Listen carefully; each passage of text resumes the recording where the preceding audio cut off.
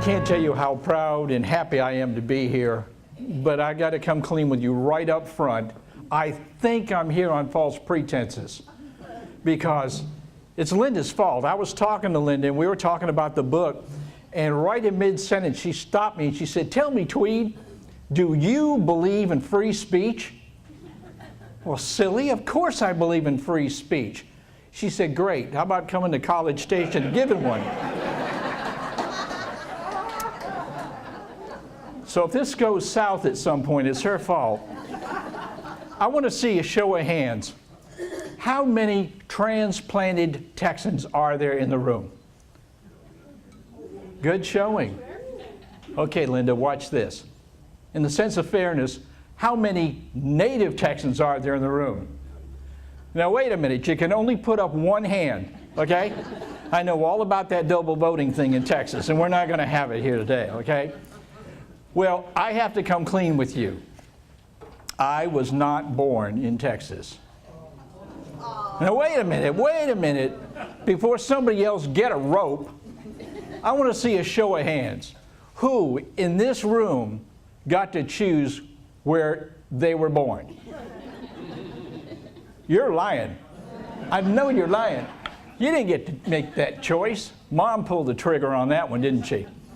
I tell you what, you may not get to choose where you're born, but you dang sure get to choose where you live. And ladies and gentlemen, I say in all humbleness, I am home. I love this place. Now, we'll get into me in a little bit, but today I want to start off by telling you the darndest story about Texas that I would almost guarantee you that you've never heard before. I believe that Texas was invented. It was. It was invented 104 years ago in 5 days from now, on the 20th of October. And I'll tell you what, it all started with some children and a dead man. You want to know that story? Kind of figured.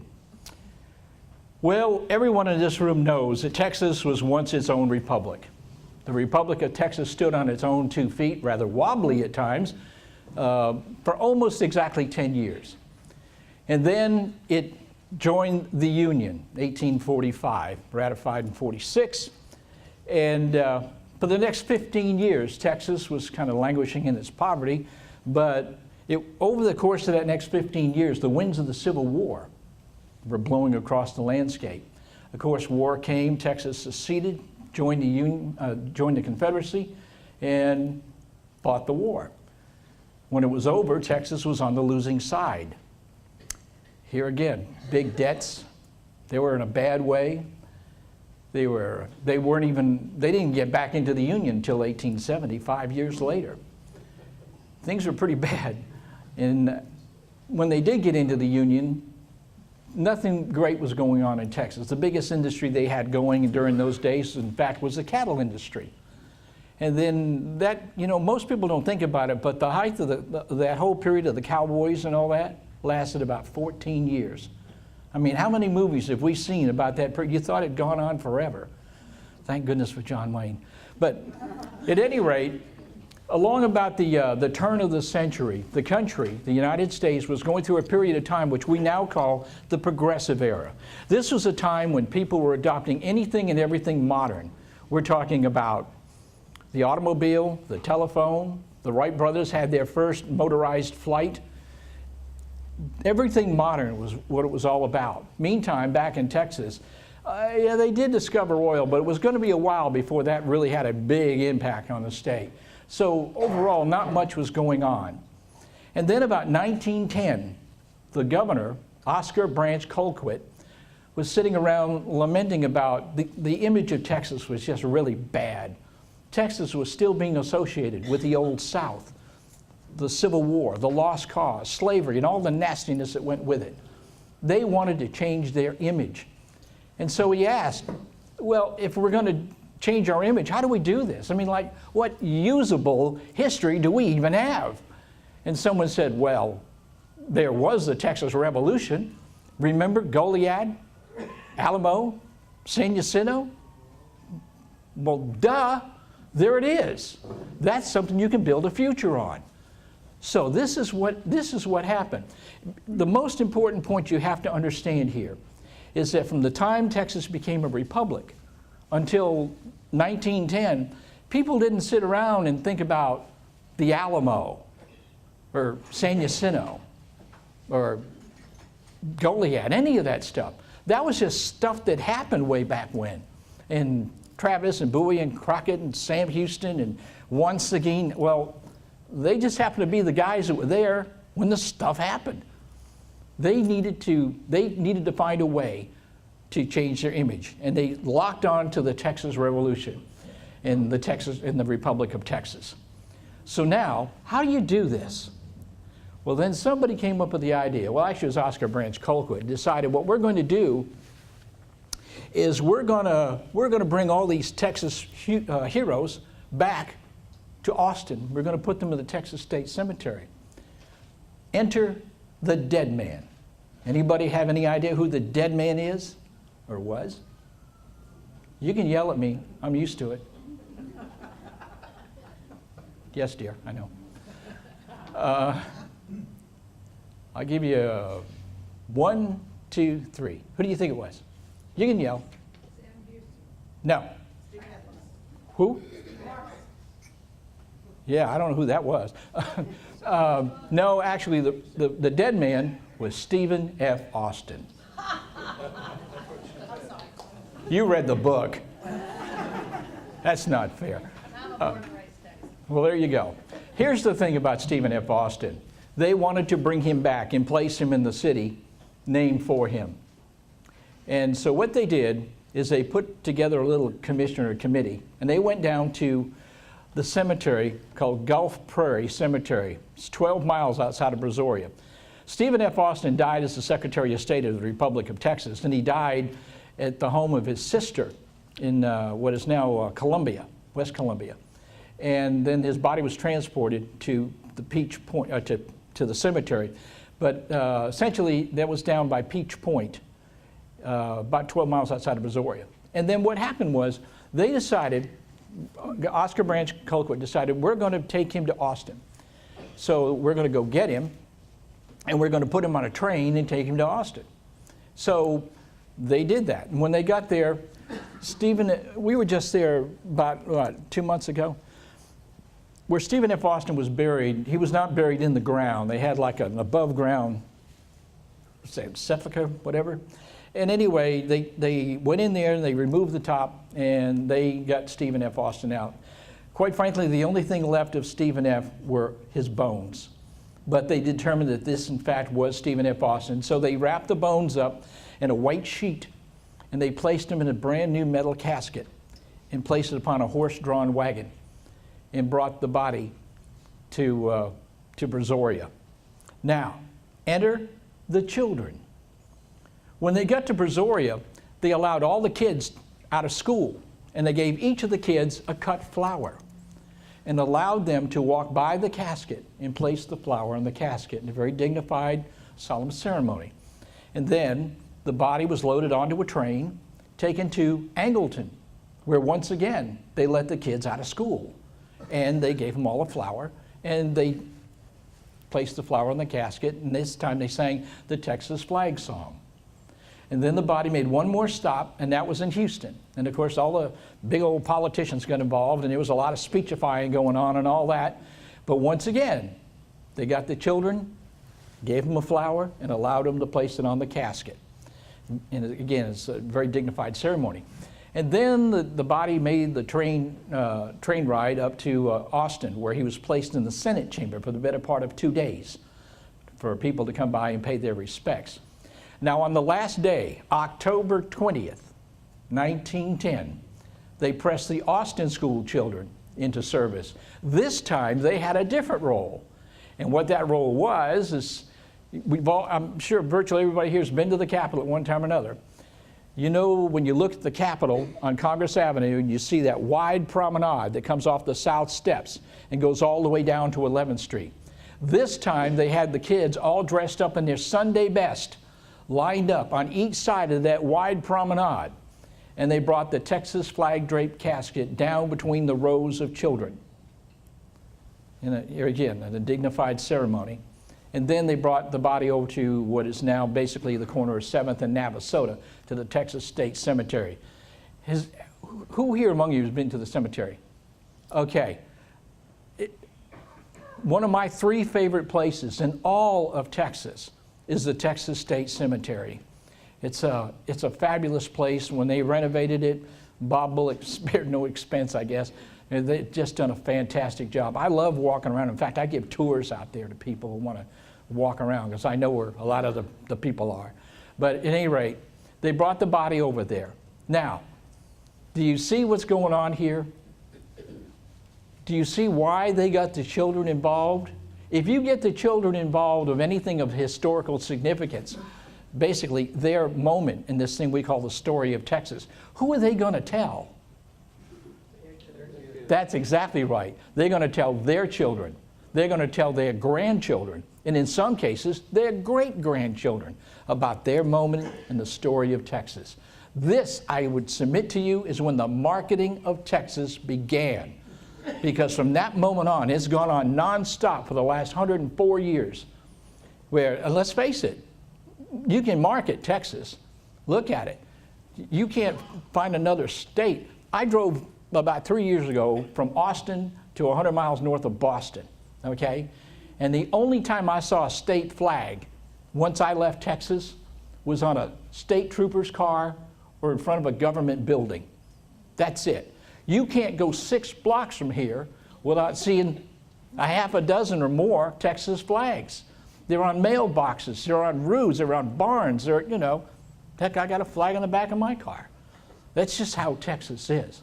But that, I would submit to you, is when the marketing of Texas began. Now, I need to tell you a little bit about me. I was not born in Texas, as I said. Actually, I was born I grew up about 30 miles from where they made the movie on Golden Pond, right smack dab in the middle of New Hampshire. Now, I joined the Navy to see the world. I left for boot camp the morning after high school graduation. And within 7 months, I found myself stationed about 2 miles outside of beautiful downtown Kingsville. I don't know who I ticked off at the Pentagon. I didn't even know his daughter. But I knew I was being punished for something, because I had never been anywhere that was that flat, that stayed that hot for that long in my life. And if it was on the ground, it would hurt you. If it walked or crawled or slithered, it could do you damage. Even the plants bit back, you know? I'd never seen a cactus. Cactus is not something you find on the slopes of Mount Washington. But at any rate, there was a fascination I got with this place. I loved it. I was really brave. It took me about 2 weeks to go off the base so I could rub elbows with the locals. And boy, did I find out some stuff. I learned right away, you want to get something done, you just tell a Texan it can't happen. And then get out of the way, because some action's about to take place. As a matter of fact, yeah, it's going to take place, and it may not be particularly well thought out at the moment, of course, particularly if there's alcohol involved, but something's going to happen. I just learned to love this. I love that that's why I live here. I love that can-do attitude. Now, I got to tell you, this is, I was married to a native Texan, and I will tell you firsthand, and maybe some of you men here know this, you marry a Texas girl, your life is over. Because you're not going anywhere. You better acclimate or die. That's the only 2 choices you got. Now, I take that back. You have input on one more decision, and that is, okay, dear, exactly where do you want to pour the slab? Because this is where you're staying. So you got to buy into that. So one night, years later, I'm at the dinner table, and I'm gritching at my son. Dads do that. That's our job. And suddenly, my wife, so out of character for her, said, "Tyler, do not listen to your father." I'd never heard that before. I thought we had a united front. She said, "Understand, Tyler, you have something that your father will never, ever have." And he said, "Well, what's that?" She said, "You, son, you were born in Texas." Okay, that's it. That cuts it. These people have got another darn gene. There's a T chromosome, and I'm going to go find it. And that's exactly what I did. And that's what my book's about. I set out, I went all over this state. You see, I'm smart enough to know that I was living in Austin at the time, and I was smart enough to know that you can't write a book about Texas without going to these places. There's like 5 states within the state. You cannot confuse the piney woods of East Texas with the Chihuahuan Desert. You're not going to confuse the Panhandle with the Gulf Coast. You got to go to these places and talk to people. And that's what I did. And essentially I asked them 2 questions. One, what makes Texas special? What makes this place so by God different than anywhere else on the planet? And the other question was, if it applied to them, what's it mean to you personally to be a native Texan? Would you explain that whole concept to me, an American, so I can understand? And I got some remarkable answers. And I went from El Paso to Nacogdoches, Amarillo to the Valley, and countless places in between. I actually interviewed about 120 people. There's 62 in the book, but I'm a guy, and I will tell you right away, I'm not the brightest bulb in the knife drawer. And being the guy, sometimes we're not real quick at connecting the dots. I bet I interviewed 40 or 50 people before I began to see a pattern. I'm a big believer, just do the work. I did not predispose in my mind how this book was going to turn out. I just thought, just ask the questions. At some point, the process is going to tell you what you need to know. And that's what I did. I just kept asking these questions of people everywhere I went. And about 40 or 50 interviews in, I began to see some things. You know, when you talk about Texas, the word diversity cannot be far behind. I expected a lot of diversity, and I got that for sure. But you know what blew my stuff off the shelf? Is how people who could live 400, 500, 600 miles apart tell me essentially the same thing. How does that happen? They don't know one another. What's the glue? What's that thread that ties it all up? And I bet you want to know too, don't you? Well, okay, I'll tell you. So there are 4 traits that virtually all Texans share, regardless of where you live. I don't care if you live in Borger or Brownsville or El Paso or El Campo, don't matter. The 4 traits are, tell me if I'm wrong. Number 1, the fact that Texas was once its own country. That's part of your psychological DNA. That's who you are. And I'll take it one step further. If a native Texan doesn't think you know that in your initial conversation, you have 6, maybe 8 minutes to wait. Because you will be informed. You will be brought up to speed on that. That's a fact. The next 2 traits are very closely related. Number 2 is the Texas education system. Texas is one of the very few states in the entire nation where its state history is so heavily mandated in the public schools. It is the law in Texas. Children will get Texas history in the 4th grade. They're going to get it again in the 7th grade.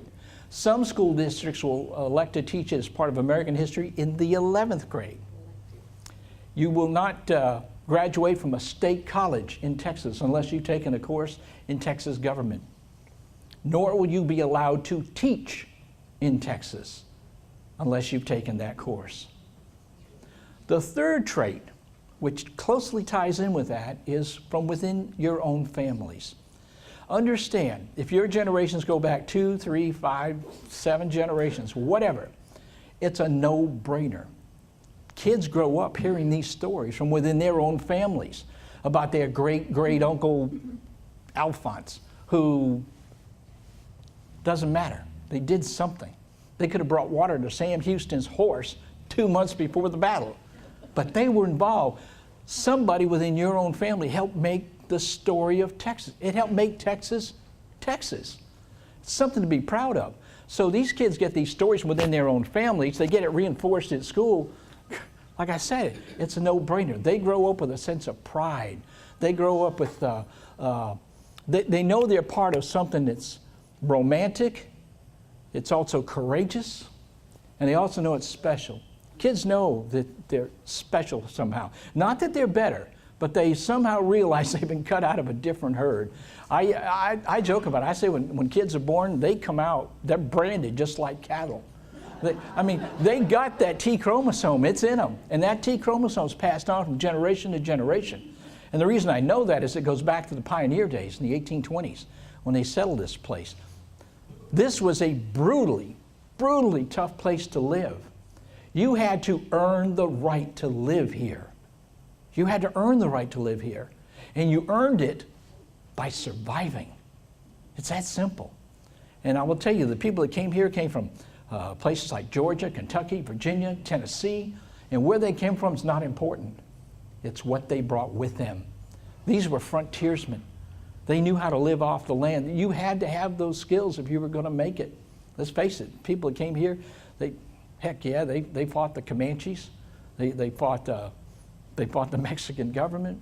They fought the land they lived on. They fought the elements with the weather. And when they were bored, they fought each other. But that's just a Texan thing. But I tell you what, it's a great place. And that's why, as I said, I live here. It's because of that can-do attitude. One thing about the early settlers, they had two options. They could lie down and just die, or you get up and you dust yourself off and you say, well, heck, that didn't work. Now, how do we make it happen? And I will tell you this, I believe in my heart of hearts that Texans are how thinkers. If never enters into the equation. There's a way to solve this. Texans are just natural problem solvers. Things don't go your way, well, heck, we'll find a way. There's a way to do this. How is that? We'll find it. And the other great thing is, if you fail, people don't really hold that against you. You just get up and, because they failed too at some point in their life. You get up and you dust yourself off and you go on. And another great thing about Texas, if you don't like where you live, you can move 50, 100 miles in any direction and be in another world. And you don't need new plates for your truck. Nothing wrong with that. But it's really true. It's a great place. And you know, you live in a big city, and the funny thing about you live in Austin or San Antonio or Houston or whatever, you can get in your car and you can drive 30 minutes and go back 40 years. Because these little towns, they are who they are. In fact, I'll make a semi-political statement here. People ask me when I go out of state, describe Texas. What is Texas really like? And I say, well, think of Texas as a great big apple tree with all these bright red apples everywhere. Each of those apples represent a town or a city. And at the end of one branch, there's a walnut growing. That's Austin. And you know, the funny thing about being in Austin, when you're in Austin, you are 70% of the population is within 200 miles from where you're standing. And the other 30% are darn glad. But at any rate, I just tell you, I love Texas. In fact, we were talking about it at the table a little while ago. You know, the thing that makes me crazy, and there's a man in my book who just absolutely wants to preserve the Texas customs and whatever.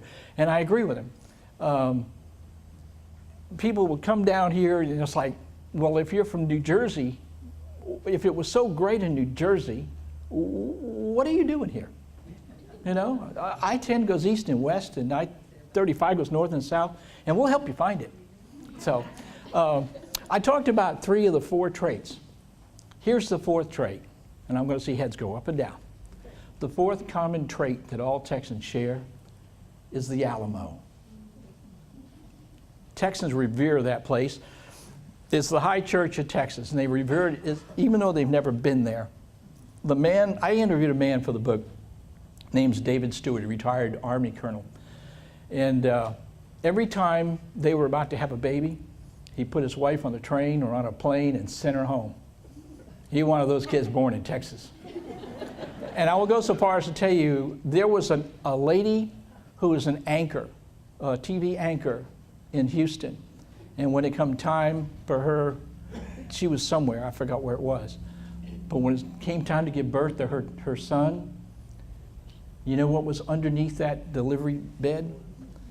A Texas-shaped pan full of Texas dirt. And the first thing that child's feet touched was Texas soil. And I think she's like Nebraska someplace at the time.